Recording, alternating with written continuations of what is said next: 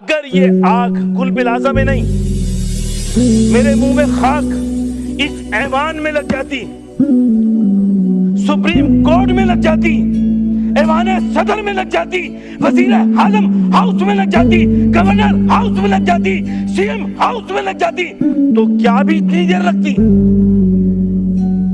तो क्या भी इतनी देर लगती? आग बुझाने के लिए इतनी देर लगती? नहीं, क्योंकि वहां गरीब के बच्चे थे, दुकानदार थे, जो टैक्स देते, जिनके टैक्स के पैसे से पाकिस्तान की मईशत का पहिया चल रहा है। असद साहब, जरा मैं आपकी भी तवज्जो चाहूंगा। तो ये आग अगर उधर लगती तो क्या इसी तरीके से इतनी देर में पहुंचते? नहीं, इसका जवाब ये नहीं होता। फौरी तौर पे पूरी की पूरी पाकिस्तान की इंतजामिया, आर्मी चीफ समेत सब के सब हेलीकॉप्टर लग जाते, आग बुझाने की मशीनियां लग जाती। ये जो इतने लोग दुनिया से चले गए, मैं आपको ऑन रिकॉर्ड बता रहा हूं, क्योंकि मेरा इस सानिये में मेरा भी एक फैमिली कजन उस वाकये में शहीद हुआ है। खुदा की कसम, किस अक़ीद से उसके घर वाले गुजर रहे थे। आप और मैं यहाँ इस वक्त मौजूद हैं। आप सोचिए थोड़ी सी देर में के लिए इस ऐवान में बैठे हुए तमाम के तमाम लोग, क्या आप वहां खड़े हो और आपका भाई, आपका भतीजा, आपकी माँ, आपकी बहन अगर चल रही हो तो आपके दिल पे क्या गुजरेगी कि ला इलाहा इल्लल्लाह मोहम्मद रसूलुल्लाह। जब मैं 3:30 बजे हैदराबाद से निकला, मैं वो टीवी चैनलों पे देख रहा था, एक टिकटॉक मैंने देखा कि वो कह रहा अपने घर वालों को कि मुझे माफ कर देना, मैं नहीं बच सकूंगा। मैं मैं बहैसियत मुसलमान कौन सा मुसलमान हूं मैं, अगर मैं इंसान की जाने नहीं बचा सक रहा। और फिर वो एक वहां की यूनियन के प्रेसिडेंट, उनका बयान में सुन रहा था कि अरबों रुपए का नुकसान हो गया था। अरे भाई, किसकी जिम्मेदारी थी? एसोसिएशन चलाना किसकी जिम्मेदारी है? दुकानें जब बन रही थी किसकी जिम्मेदारी थी? सब खामोश थे। एसवीसीए के हमें नहीं पता। मैं आज इस फ्लोर से और किसी से नहीं मुतालबा करता हूं कि इसकी जुडिशियल इंक्वायरी होनी चाहिए।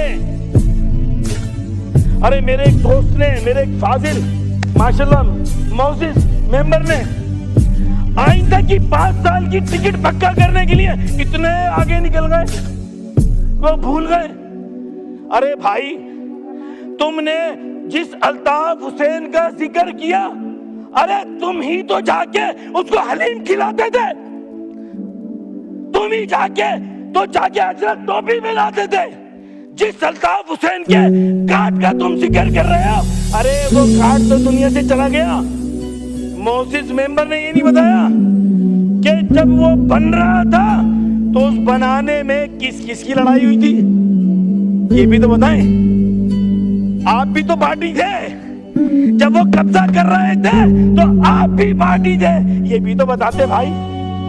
मुनव्वर भाई गलत तो नहीं कहा, ये भी तो बताते। दूसरा भाई, गोगा का जिक्र तो आ गया, अली मुराद भाई गोगा का जिक्र आ गया। अरे भाई, इसके साथ सलामुल्लाह टीपू का भी जिक्र करते थे, सलामुल्लाह टीपू का जिक्र भी करते थे। अरे अली सुनारे का जिक्र भी कर देते, अरे उसेर बुलाट रहमान डकैत का भी जिक्र कर देते। अच्छा रहता जिनको पर्चियां दे दे के, जिनकी घरों से अगवा करते थे, भत्ता लेते थे, उसको किसने ऑन किया था? आप ही के वजीर दाखिला जुल्फकार मिर्जा साहब ने ऑन किया था, लाइसेंस टू किल दिया था, अपना बेटा कहा था। अरे भाई, 3 लाख असला दिया था, किसके लिए? कराची की आवाम पे टैक्स के जो पैसे देते उनसे भत्ते लेने के लिए। इसका जिक्र करते थे तो अच्छा रहता। अरे बहुत सारे नाम हैं, मैं तलखी में नहीं जाना चाहता, मुझे अपने 5 साल की परवाह नहीं है, कि मुझे 5 साल बाद, ये अपने 5 साल का टिकट पक्का कर रहे थे, मुझे नहीं परवाह। अरे भाई मैं अपने हल्के की आवाम के लिए जीता हूं भाई, और मैं आपसे भी यही दरखास्त करूंगा। शुक्रिया। अभी एक जिक्र हुआ, आखिरी जिक्र हुआ भाई, मलिक की सीट तो कंफर्म है, नाज़माबाद की फिक्र करो, ऐसे ही कहा ना, सबने सुना ना भाई। अरे भाई मैं तुमसे बोल रहा हूं, अरे हम अपने कराची की हिफाजत कर लेंगे, हैदराबाद की हिफाजत कर लेंगे। अरे तुम अंदूर सिंध की सीटें बचाओ भाई, हमारा मुंह मत खुलवाओ कि टीवी पे बैठ कर अरे मनाजरे की बात कर रहे हो, मनाजरे की बात करते हैं बैठ के, क्या अंदूर सिंध में क्या हुआ है? अरे हैदराबाद कराची में तो लोग निकले हैं। अरे वहां पे हमने बुके प्रिजाइडिंग ऑफिसर को नहीं दी थी अंदर सिंध में। ऐसी बातें ना करो कि फिर पूरी सब सुने, इतनी सच बोलो जितना बर्दाश्त कर सकूं।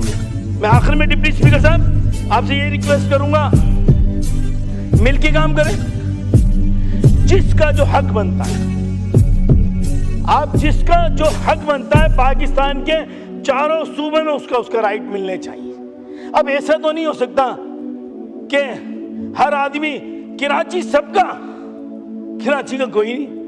अरे अगर कराची को ऑन कर रहे हैं, ओ भाई ये जो टैक्स जो पैसे लग रहे हैं ना कराची में, अरे भाई वो सिंध के कराची के 8 डिस्ट्रिक्ट और हैदराबाद डिस्ट्रिक्ट का जो रेवेन्यू कलेक्शन हो रहा है उससे कराची में लग रहे हैं भाई। अरे भाई दादू का पैसा नहीं लग रहा कराची में। शुक्रिया जनाब, बस अब मौका दिया वाइंड अप करने का, प्लीज जी माइक खोले वसीम साहब। इसका हल सिर्फ यही है, जो जिसके जायज जो हुकूक हैं उसको मिलने चाहिए। हम लड़ाई नहीं चाहते, सही आप पॉइंट हम तो कह रहे हैं ठीक है,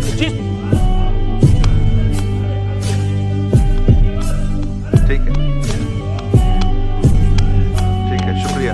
हमीद हुसैन साहब।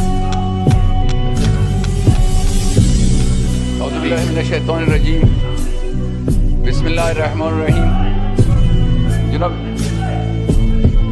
जनाब स्पीकर, मशकूर हूँ टाइम देने का। सर अफसोस की बात मैं ये करूँगा कि जिस काम के लिए आज की कार्रवाई मुअत्तल की गई थी वो सारा छोड़ के बात सियासत पे आ गई है, लेकिन ये भी अभी मैं शुक्रिया अदा करता हूँ कि टाइम दिया गया। सर आप देख ले इनकी कितनी बंदों ने बात भी की है। अभी हम जो रिक्वेस्ट कर रहे थे अभी हम ही बोलने दो, हमने भी इसी के लिए आप लोगों को का साथ दिया था कि हम भी बात करें। सर मैं समझ नहीं रहा कि मैं अपनी कहानी किधर से शुरू करूं और किधर खत्म होगी। जब से ये असेंबली महाराज वजूद में आई है सर, मैं एक ही सदा बुलंद कर रहा हूं कि अमन अमन अमन, खुदारा हमें अमन दे। लेकिन अफसोस वो इलाका जो तकरीबन 8 लाख आबादी पे मुश्तमिल है, आज एक जेल की हैसियत से वो इलाका नजर आ रहा है।